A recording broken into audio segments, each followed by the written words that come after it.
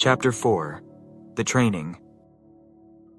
The folder contained only 2 items, a single sheet of paper with an address and a time, and a small metallic badge with no markings. "Wear this when you arrive," the woman instructed. "It will get you through security." I studied the badge. It was heavier than it looked. With a faint hum I could feel more than hear. "What happens if I don't show up?" I asked. She smiled faintly, but there was no humor in it. "You will." 2 days later, I stood at the coordinates from the folder. It wasn't a military base, or at least not one that looked like it. The building was plain, almost forgettable, just another anonymous structure in an industrial district. But the moment I walked through the doors, I knew I had crossed into a different world. The badge granted me silent passage through multiple checkpoints, where armed guards glanced at it and stepped aside without a word. Finally, I entered a vast open chamber. The ceiling arched so high it vanished into shadows, and the walls were lined with panels of shifting light. There were others here, men and women of all ages, standing in small groups, each wearing a badge like mine. Some looked human. Others didn't, not entirely.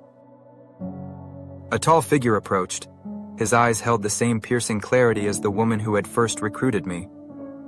"You've been activated," he said. "Your preparation begins now." The training was unlike anything I'd experienced.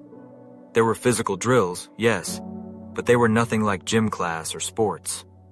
We were pushed to the edge of endurance, not to build strength, but to unlock reflexes buried deep within us, abilities I didn't know I had until they emerged under pressure.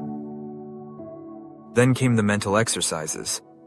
We were placed in rooms where the very walls seemed to respond to our thoughts, shifting shape and color based on what we focused on. It was disorienting at first, but gradually I learned control, focusing my mind to alter my surroundings. The most difficult training was something they called frequency alignment. We stood in circular chambers as waves of sound and light cascaded over us. At first it was overwhelming, like every nerve in my body was vibrating at once. But over time, I could feel it fine-tuning me, sharpening senses I hadn't realized were dulled. Between sessions, I caught glimpses of things that hinted at the scale of the organization. Maps showing locations across the globe, some marked in symbols I recognized from my visions.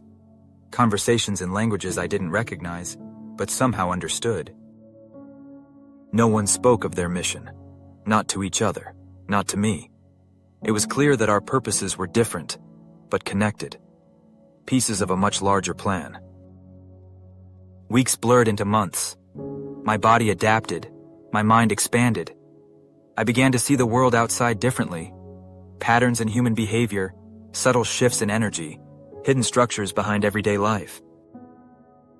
And then, one evening, my instructor approached me. "You're ready," he said.